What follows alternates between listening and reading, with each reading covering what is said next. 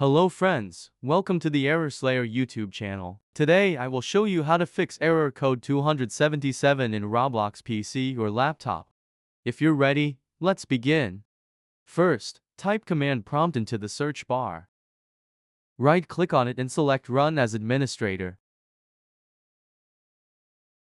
Type ipconfig //flushdns in the command prompt and press Enter.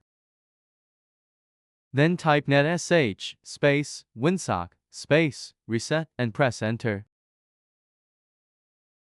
You can now close the command prompt. Go back to your desktop and find Roblox Player. If it's not on your desktop, you can find it by typing Roblox Player in the search bar.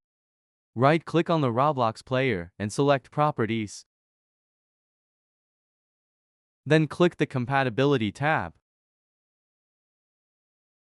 Check the Run this program in compatibility mode for box and select Windows 8 from below.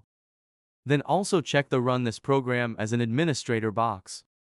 Finally, click Apply and then OK. Don't forget to restart your computer for the changes to take effect correctly.